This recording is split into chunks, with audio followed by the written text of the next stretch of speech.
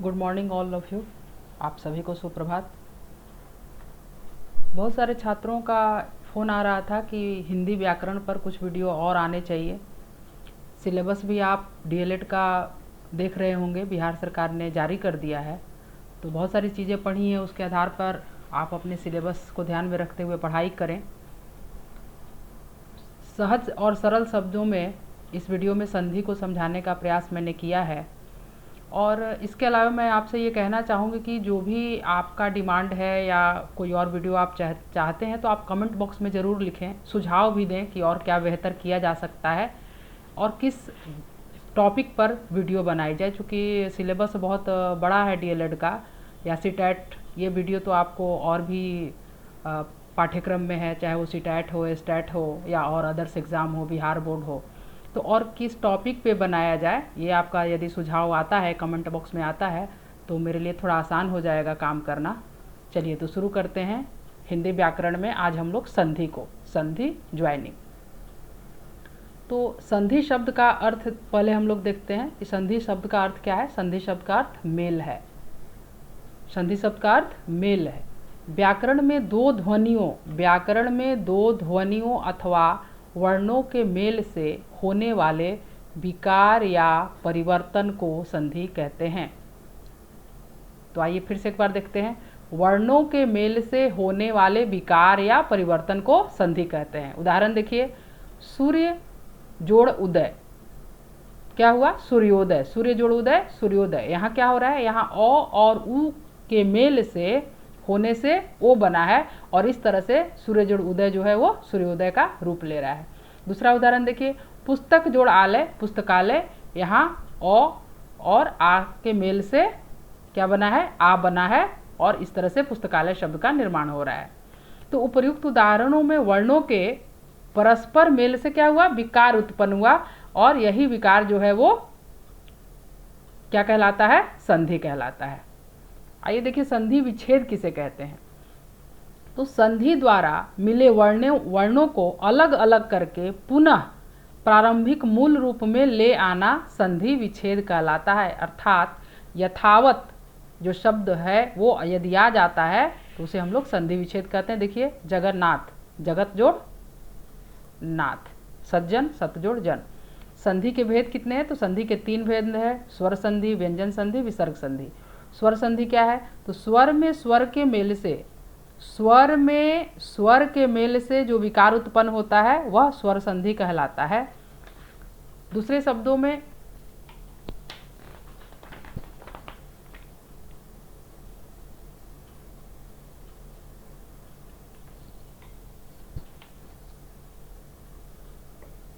ग्यारह स्वरों में से कोई 2 स्वर परस्पर मिलकर जब विकार लाते हैं तो वह स्वर संधि कहलाता है। तो देखिए यहाँ पे ये भी ध्यान में रखिएगा कि 11 स्वरों में से कोई 2 स्वर परस्पर मिलकर जब विकार लाते हैं तो वह क्या कहलाता है? स्वर संधि कहलाता है। तो फिर से देख लीजिए एक बार, स्वर के बाद स्वर के मेल से उनमें जो विकार सहित परिवर्तन होता है उसे हम लोग स्वर संधि कहते हैं। दूसरे शब्दों में फिर से इसको थोड़ा और आसान हम लोग बना लें। स्वर के बाद स्वर के मेल से उनमें जो विकार सहित परिवर्तन होता है उसे स्वर संधि कहते हैं। उदाहरण में देखिए, पर जोड़ उपकार, परोपकार, और उ का मिलन है, देव जोड़ इंद्र, देवेंद्र, और ई से ए बना है और उसके आधार पर यह शब्द बना है। स्वर संधि के भेद देखिए, स्वर संधि के 5 भेद हैं। कौन कौन से हैं? दीर्घ संधि, गुण संधि, वृद्धि संधि, यण संधि और अयादि संधि। दीर्घ संधि आइए देखें क्या है। दीर्घ संधि, इसमें एक ही स्वर के दो रूप ह्रीस और दीर्घ के जब एक दूसरे के सामने आते हैं तो दोनों के योग से दीर्घ रूप वाला स्वरूप बन जाता है। जैसे आ जोड़, कैसे वो देखिए, आए आ विद्या, अ अर्थी, इस तरह से विद्या जोड़ अर्थी विद्यार्थी हुआ, अ जोड़ा देव जोड़ालय देवालय। और देखिए यहाँ पर ये नियम लिखा हुआ है, चूँकि वीडियो बहुत बड़ा हो जाएगा, संधि काफ़ी बड़ा है, इसलिए यहाँ पर नियम लिखा हुआ है कि अ जोड़ अ क्या बनता है? आ बनता है, बड़ी ई जोड़ बड़ी ई बनता है। इस तरह से आप लोग इसका ध्यान से देख लेंगे, पढ़ लेंगे और याद रखेंगे नियम को, ताकि जब परीक्षा में कोई शब्द आए तो आप उसका संधि कर पाएँ। आइए देखिए गुण संधि क्या है। गुण संधि में इसमें आ के पश्चात जब छोटी ई और बड़ी ई आने पर क्या हो जाता है, ए हो जाता है।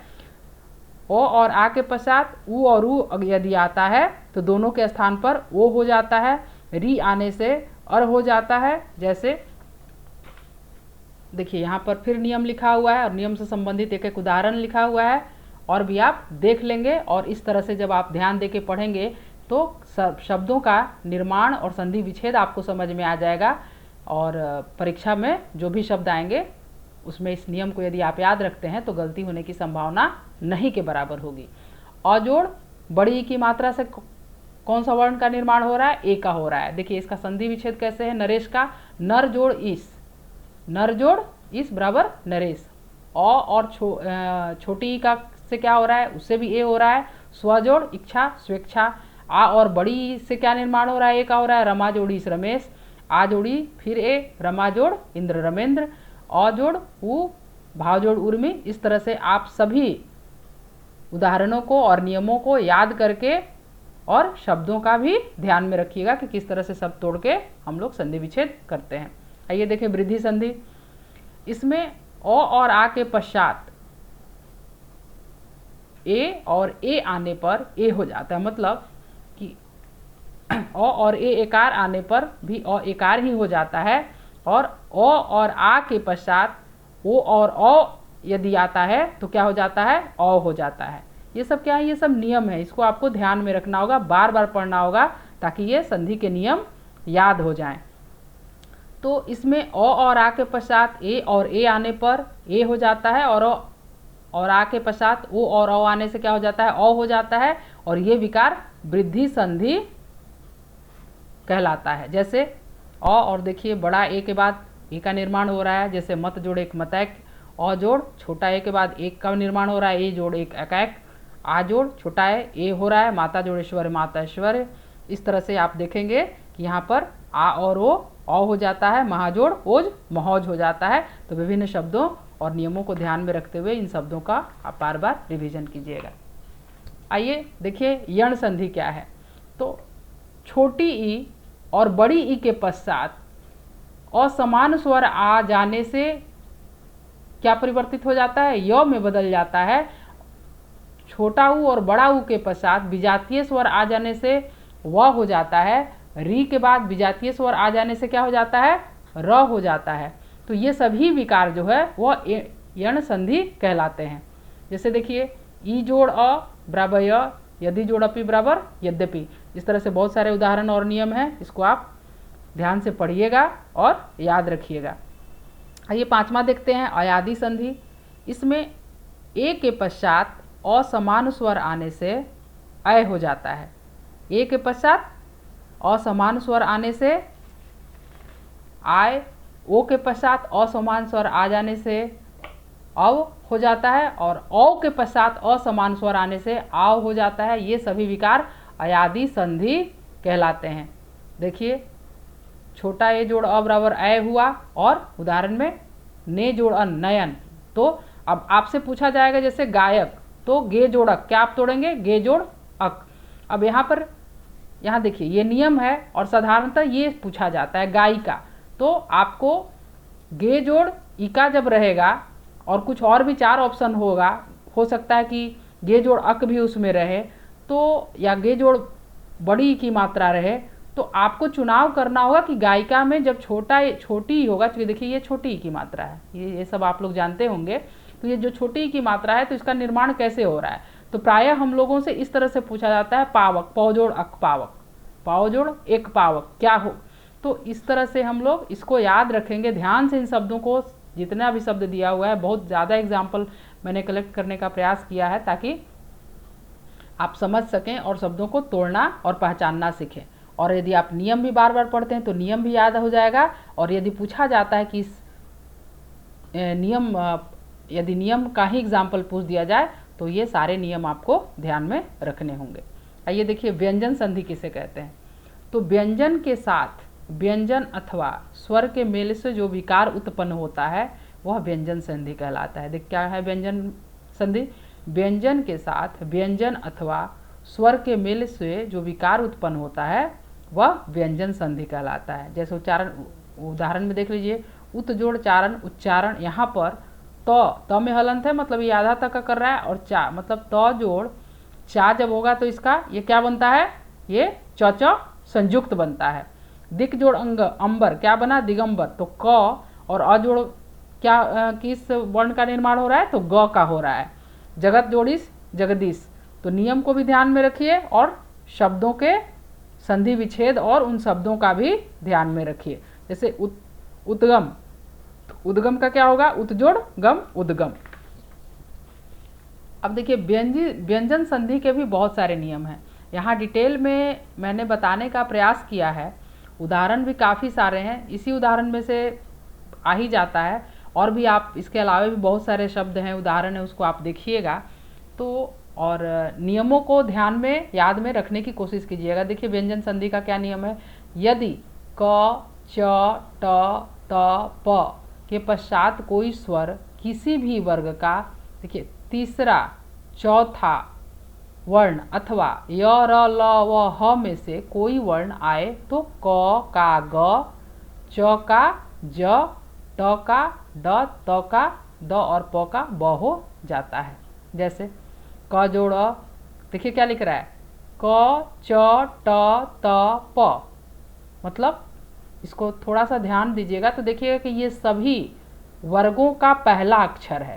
तो इन सभी पहला वर्ण के बाद के पश्चात कोई स्वर किसी भी वर्ग का तीसरा चौथा वर्ण अथवा य र ल व ह में से कोई वर्ण आए तो क का ग, च का ज, ट का ड, त का द, मतलब तीसरा हो जाएगा, प का ब हो जाता है। तो जैसे क जोड़ ग दिगंबर, आप देख रहे हैं क जोड़ ग क दिग्गज। तो इस तरह से आप सभी नियम और उदाहरण देखिए। तदनुसार तत् जोड़ अनुसार, नियम में क्या आ रहा है? त जोड़ अ, द का निर्माण हो रहा है। इस तरह से उत जोड़ घाटन उद्घाटन, यहाँ पर देखिए त जोड़ ध दध बना है। दूसरा नियम है वर्ग के पहले वर्ण का पांचवें वर्ण में परिवर्तन। वर्ग के पहले वर्ण का पांचवें वर्ण में परिवर्तन क च ट त प का मेल म या न से हो तो क का अंग, च का इ, ट का ण, त का न, प का म हो जाता है। जैसे देखिए क्या कह रहे हैं? वर्ग के पहले वर्ण का पांचवें वर्ण में परिवर्तन, मतलब क का अंग यदि हो तो क्या बनता है? तो क का अंग। तो देखिए यहाँ पे उदाहरण देखिए, क जोड़ म अंग, शब्द देखिए वाक जोड़ में वांगमय। अब आपसे पूछ दिया जाता है वांगमय का संधि विच्छेद, तो क्या हो जाएगा? वाक जोड़ मय। सन्मार्ग सत जोड़ मार्ग, त जोड़ म, इस तरह से न हुआ। तीसरा नियम देखिए, जब त के पश्चात च अथवा छ हो तो त का च हो जाता है। क्या कह रहा है? जब त के पश्चात च अथवा छ हो तो त का च हो जाता है। जैसे त जोड़ च जोड़ चारण उच्चारण, उत जोड़ छेद उच्छेद। इस तरह से इन शब्दों को हम लोग याद रखेंगे। चौथा है जब त के पश्चात च अथवा ट अथवा ड हो तो त का क्या हो जाता है? ट हो जाता है। जैसे तत् जोड़ ट तट्टिका, तत् जोड़ टीका तट्टिका। नेक्स्ट है जब त के पश्चात ज हो तो त का ज हो जाता है। जैसे तत् जोड़ ज सज्जन सज्जन, सज्जोड़ जन, उज्ज्वल, उत्जोड़ ज्वल। नेक्स्ट है जब त के पश्चात ड अथवा ढ हो तो त का क्या हो जाता है? ड हो जाता है। जैसे तत् जोड़ ड उत्जोड़ डयन उड्डयन उड्डीन, उत्जोड़ डीन। नेक्स्ट है जब त के पश्चात ह हो तो त को द और ह का ध हो जाता है। जैसे उत्जोड़ हार उद्धार, यहाँ पे देखिए त जोड़ ध हो रहा है, उत्जोड़ हथ उद्धृत। उद्धार का क्या हुआ? उत्जोड़ हार, और उद्धृत का क्या हुआ? उत्जोड़ हित। नेक्स्ट देखिए जब त के पश्चात ल हो तो त का क्या हो जाता है? ल हो जाता है। जैसे त जोड़ ल उत जोड़ लेख उल्लेख, तत् जोड़ लीन तल्लीन। उद्धत उत जोड़ हत क्या हो गया, उद्धत। और यहाँ पर क्या हुआ, जब तत् जोड़ लीन तल्लीन, उत जोड़ लेख उल्लेख। नेक्स्ट देखिए, जब त के पश्चात श हो, तलाबी श हो, तो त को च और स का छ हो जाता है। जैसे त जोड़ श क्या हुआ, आधा च छ संयुक्त। शब्द देखिए उच्छिष्ट, उत जोड़ शिष्ट, उच्छ्वास, उत जोड़ श्वास। इंपॉर्टेंट है, इस तरह के शब्दों को ध्यान में रखिएगा, थोड़े क्लिष्ट हैं और 10वीं तक के पाठ्यक्रम को लागू किया गया है, तो हो सकता है कि ये शब्द ध्यान में रहेगा तो आपके लिए कुछ नंबर बन जाए। नेक्स्ट देखिए, यदि म के पश्चात कोई स्पर्श व्यंजन आए तो म का उसी वर्ग का 5वां वर्ण अथवा अनुस्वार हो जाता है। फिर से देखिए, यदि म के पश्चात कोई स्पर्श व्यंजन आए तो म का उसी वर्ग का 5वां वर्ण अथवा अनुस्वार हो जाता है। जैसे संकल्प, शब्द क्या है, संकल्प, संधि विच्छेद देखिए, सम जोड़ कल्प, संकल्प।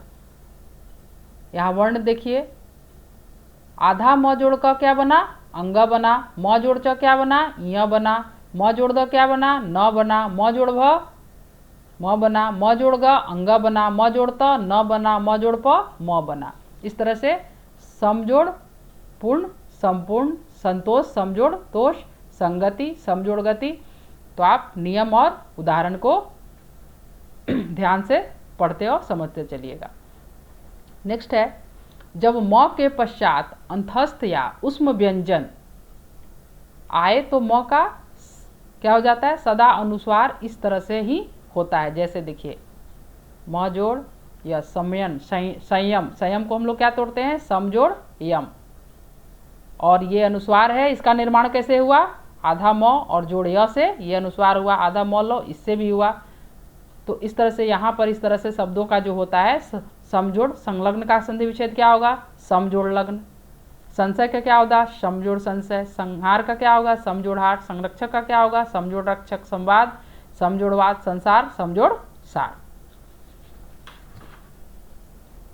नेक्स्ट देखिए, जब री र और मूर्धन्य श के पश्चात न हो तो न का क्या हो जाता है, टवर्गी न हो जाता है। जैसे री जोड़ न, टवर्गी न, री जोड़ न, ऋण। नेक्स्ट देखिए, जब स से पूर्व ओ आ के अलावा कोई स्वर हो तो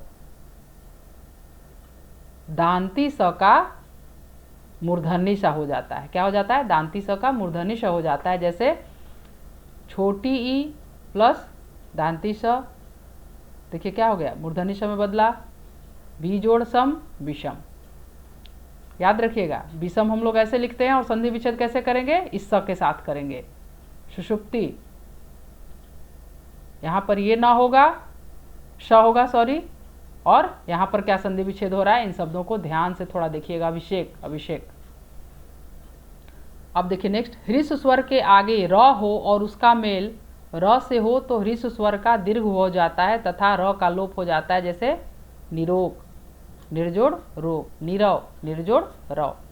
नेक्स्ट है, जब स्वर का मेल छ से हो तो च छ संयुक्त हो जाता है। जैसे आ जोड़ छादन, आच्छादन, अनुजोड़ छेद, अनुच्छेद, संधि छेद, संधि जोड़ छेद, परिच्छेद, परिजोड़ छेद। यहाँ पर तो कहीं हम लोग को च नहीं दिख रहा है, नहीं दिख रहा है ना, लेकिन देखिए यहाँ पर है, यहाँ पे च नहीं दिख रहा है। तो क्या है, ये नियम के अनुसार होता है। तो जब नियमों की जानकारी होगी तो इस शब्दों का संधि विच्छेद हम लोग सटीक रूप से वहाँ पे कर पाएंगे।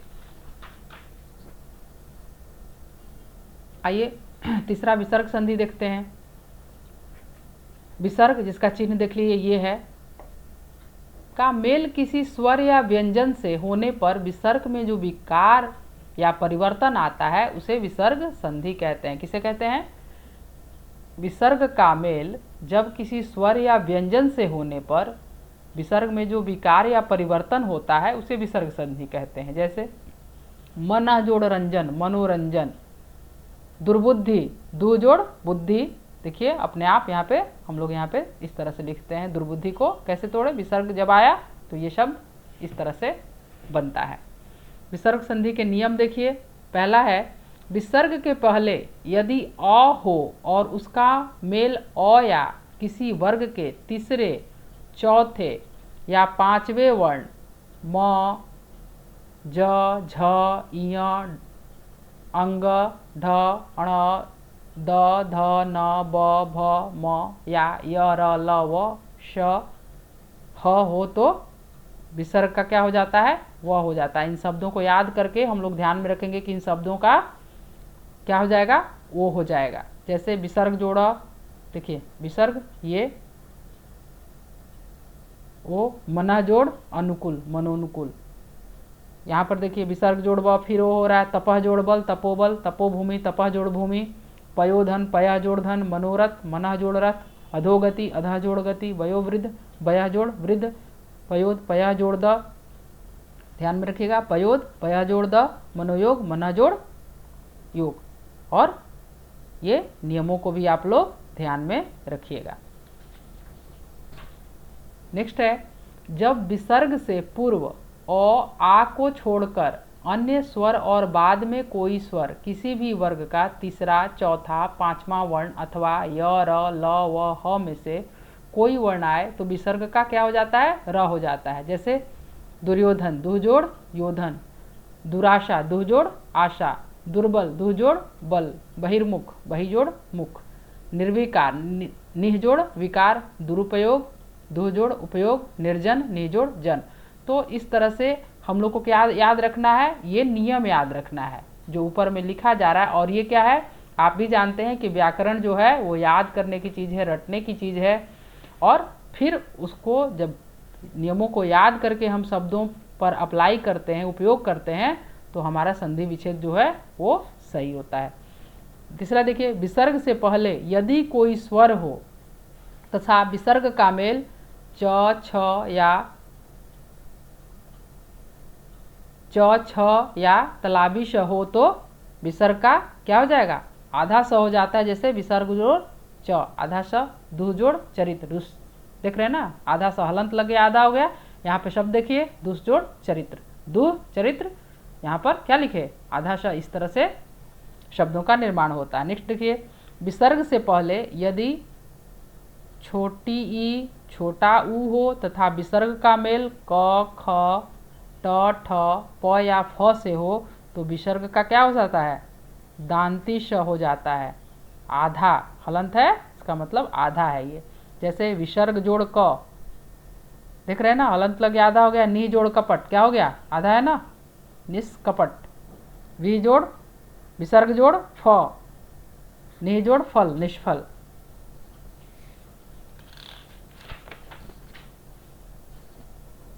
फिर यहाँ देखिए और भी उदाहरण दिए हुए हैं, जैसे धनुष टंकार, धनु जोड़ टंकार, निष्पक्ष, निह जोड़ पक्ष। नेक्स्ट है, जब विसर्ग के पश्चात तलाबी श, दांती श हो तो विकल्प से विसर्ग का भी क्रमशः क्या हो जाएगा, दोनों श का मतलब जो हम लोग तलाबी श और दांती से लिखे हैं उसका आधा हो जाता है। जैसे विसर्ग जोड़ श, आधा श हुआ ना, कौन सा है, दुह जोड़ शासन, दुशासन, निजोड़ संदेह, निसंदेह। नेक्स्ट देखिए, यदि विसर्ग का मेल र से हो तो विसर्ग का लोप हो जाता है और पहला स्वर दीर्घ हो जाता है। जैसे निजोड़ रस, निरस, निजोड़ रोग, निरोग। नेक्स्ट है, यदि विसर्ग के पूर्व अ हो तथा बाद में क या प हो तो विसर्ग में परिवर्तन नहीं होता है। जैसे प्रातः काल, देखिए प्रातः काल को प्रातः जोड़ काल, आसान है ये, अंतः जोड़करण। नेक्स्ट है, विसर्ग के पहले यदि अ हो तथा विसर्ग के बाद कोई भिन्न स्वर हो तो विसर्ग का लोप हो जाता है। याद रखिएगा, यदि विसर्ग के पहले यदि अ हो तथा विसर्ग के बाद कोई भिन्न स्वर हो तो विसर्ग का क्या हो जाएगा, लोप हो जाएगा। जैसे अतः जोड़ एव, अतएव, केवल क्या हुआ यहाँ पर, विसर्ग का लोप हो गया। नेक्स्ट है, यदि विसर्ग का मेल त, थ, श से हो तो विसर्ग का आधा श हो जाता है, जैसे विसर्ग जोड़ता धांति स, नमः जोड़ते नमस्ते, विसर्ग जोड़ धांति स फिर से आधा होता है और दु जोड़ साहस दुस्साहस। तो आज के संधि से संबंधित इस वीडियो में मैंने प्रयास किया है कि सहज और आसान शब्दों में आपके सामने आपको समझाने का प्रयास किया जाए, और इसको आप बार बार पढ़ेंगे, इससे प्रश्न संधि से प्रश्न आते ही आते हैं। तो अगर 2 प्रश्न भी इससे आ जाते हैं तो आपका 2 प्रश्न सही हो जाएगा। इसका प्रयास, इसको बार बार पढ़कर आप कर सकते हैं। धन्यवाद।